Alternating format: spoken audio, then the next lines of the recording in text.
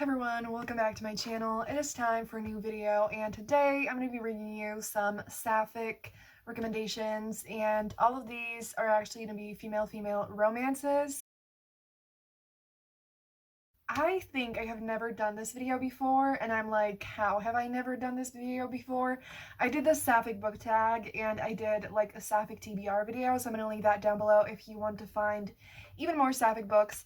But today I'm going to be recommending you some Sapphic books that I absolutely love. We have some contemporary, some fantasy, and yeah, so all the books are going to be linked down below, and without any further ado, let's jump straight into it. The first one that I have here is The Dark Tide by Alicia Jasinska.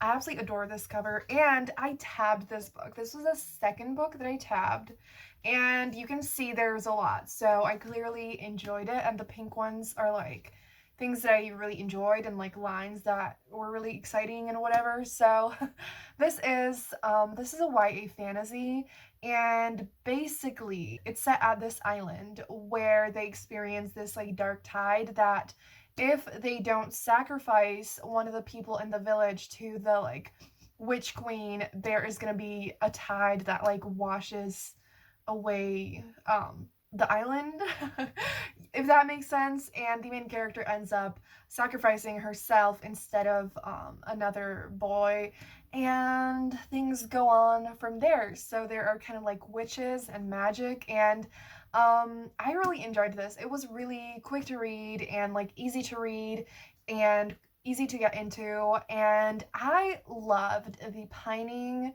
There were so many good lines between the main character and the love interest, and it was just so exciting and so fun, and I rooted for them so hard. The only complaint that I have is that I really wanted more from it, because I felt like it didn't fully wrap up by the end. It just kind of like started, and that was definitely like on purpose, and the romance was not the center of the story, so like it made sense. But I'm a romance hoe, and I just want romance, you know? But I still really enjoyed this, and I really recommend. The next book that I want to recommend is right behind me, and that is Cinderella is Dead by Kaylin Bayron.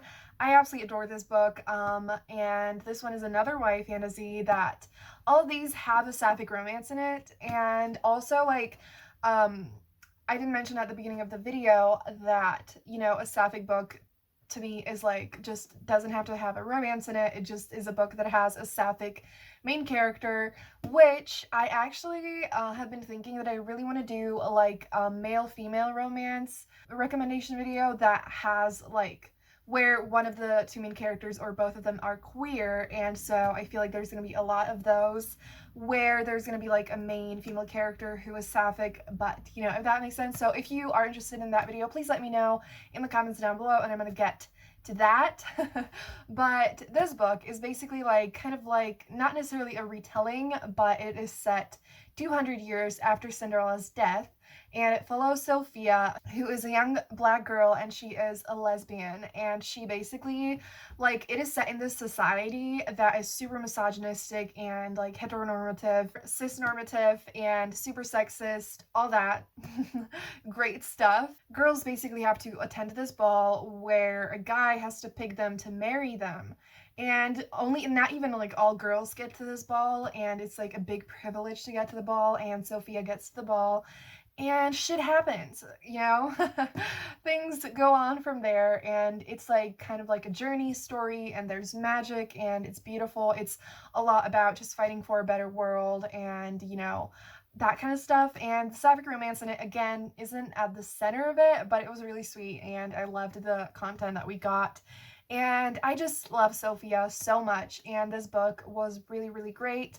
It does deal with some heavier topics, so please do check out the trigger warnings, but I love this book, and the cover is absolutely incredible. The next book that I need to talk about is also one that was behind me, and that is Girl, Serpent, Thorne by Melissa Bashardoux. So I recently read this for my Sapphic reading vlog. I actually read Cinderella is Dead for that as well, so if you want to hear more of my thoughts while I was reading these books, check that vlog out. And this is, again, a YA fantasy. It's not just going to be fantasy that I'm going to talk about, but now that I think about it, actually, I think I'm going to like maybe divide it into fantasy and contemporary so that you can follow the timelines, and if you want to jump to contemporary, you can do that on the timeline.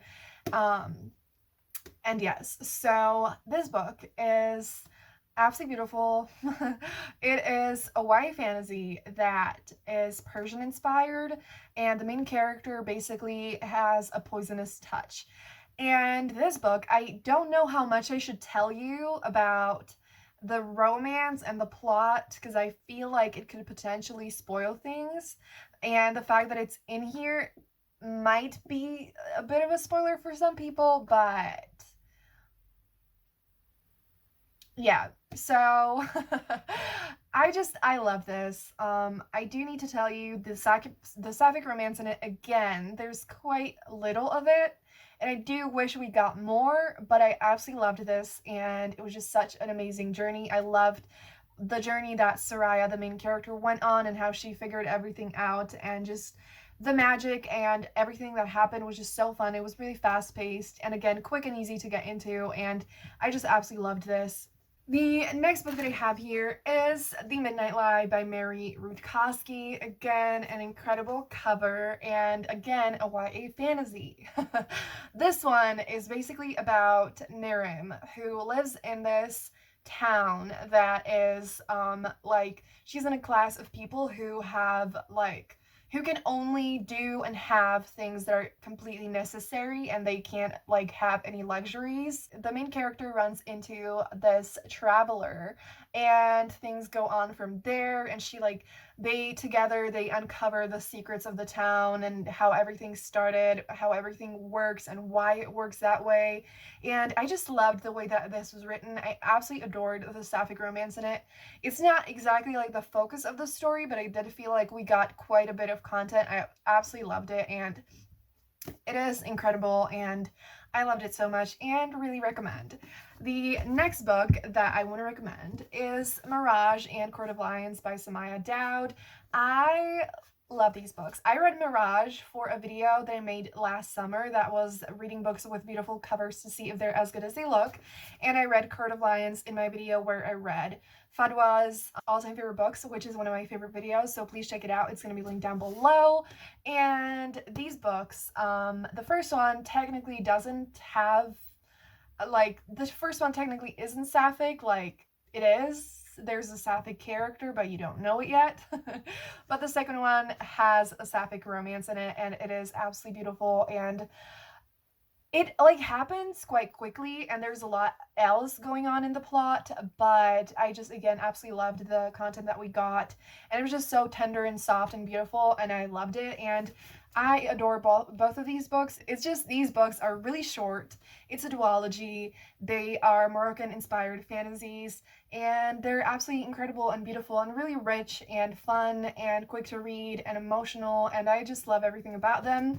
So definitely make sure to check these out. We have a few more fantasies. So the next one that I need to talk about is Criers by Nina Varela. This is again in a duology, so the sequel is Ironheart, and I loved this. This follows Ayla and Crier, and Ayla is a human and Crier is made, which is kind of like not a robot, but like a cyborg, just a non-human created through like magic and some shit like that. And basically in this world, the anime, the people who are made, kind of like rule the world, and the humans are oppressed and not treated well. Ayla ends up going to the palace, and Crier is actually like a princess, so Ayla wants to kill her, and that is how it all starts. It is enemies to lovers. It is amazing. The pining and the yearning and everything is so fucking good, and I loved it. I especially loved Ironheart, but like I feel like the Crier's War is really plot driven, and there's a lot that happens. It's really action packed, and like intriguing. There's like political intrigue and all that kind of stuff. And Ironheart is a little bit more of a journey story, and I feel like it was even more focused on the characters, which is something that I love. And I just loved how the romance developed, and I just loved everything about it. So I really, really recommend this if you haven't read it yet. The next one is one that I feel like not that many people know about, and that is The Dark Wife by Sarah Deemer. This is a Hades and Persephone retelling, but it's sapphic, and it's so soft and beautiful. When I read it, it was available on Scribd as an ebook, so do check that out if you have it available. It was, again, like a really quick story that was easy to get into, but I really enjoyed the writing. I feel like the vibes were really soft. Like the Hades and Persephone retellings, I feel like can sometimes be kind of dark, but in this, it was really soft and tender and beautiful, and I really enjoyed it.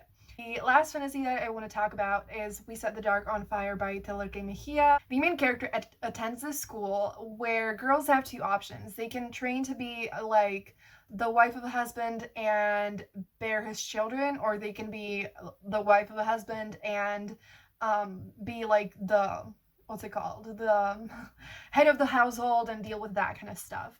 And that is how it all starts. So each guy picks two wives, and it is a romance between the two wives of this dude. And again, it's similar with some themes to Cinderella is Dead. It deals with misogyny and classism and all kinds of different things. It is really powerful and, again, kind of plot driven, and I love the romance in it so much. There's a lot of pining, and it doesn't like develop that much in the first book. I still haven't read the second book. I need to get to that, but I'm pretty sure, again, it's a duology actually, and I really like it. So I really recommend it. So now we are moving into contemporary. So I don't have any contemporary books physically, unfortunately, but the first book that I want to recommend that is absolutely amazing is The Weight of the Stars by Kate Ankrum. This is another book that I read in my vlog where I read Fada's all-time favorites, and it was incredible. This book is a YA contemporary about Ryan and Alexandria, and the two of them kind of become like unlikely friends, and there's a found family in this, and it is so strangely written that it feels like a dream, and it slowly like grips your heart, and then near the end it like pulls at your heartstrings so fucking hard.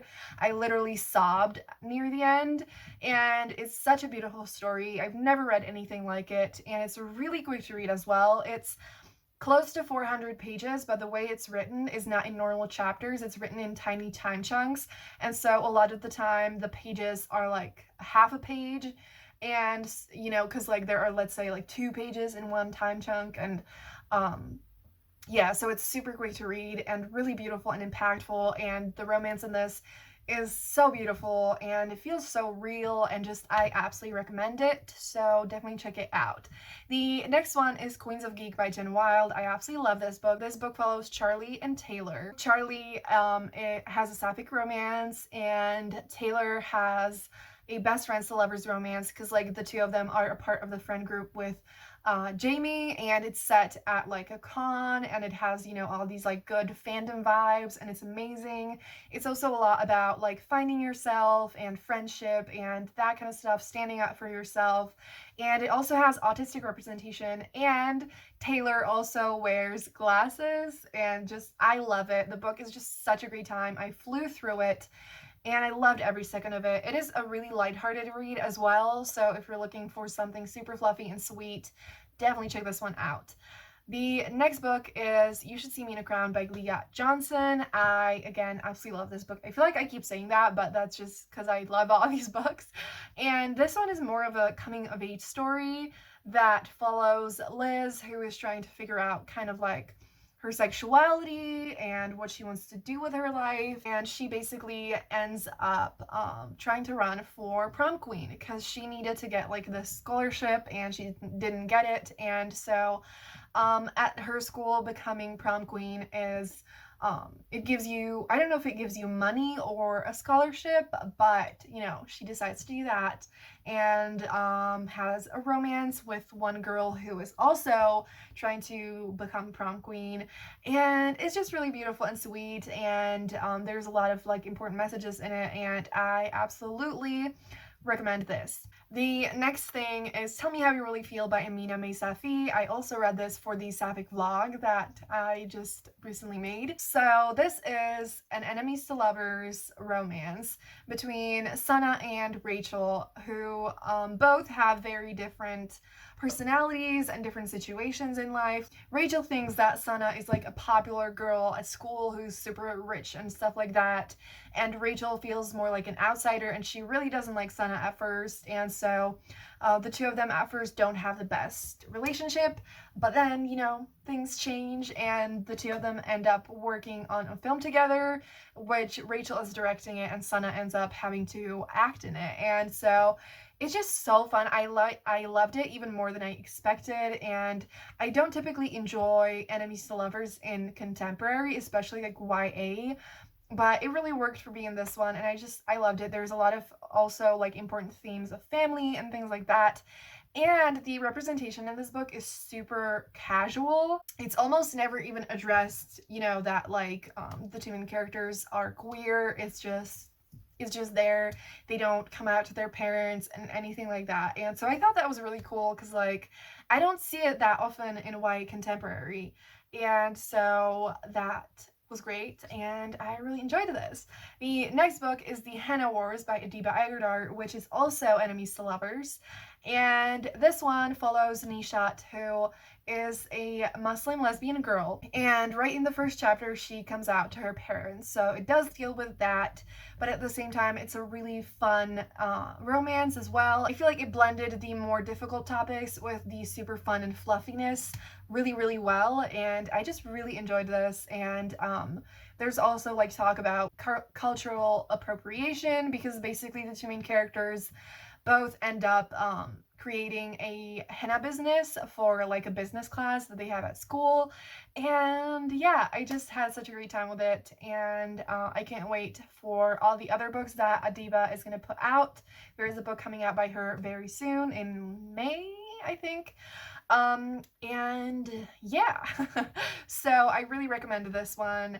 And yes, and then the last two books are very different. So the next one is Ivy Aberdeen's Letter to the World, which is middle grade. So it is actually also contemporary, but it's middle grade, and it follows Ivy, and a tornado basically rips through her town and destroys her house.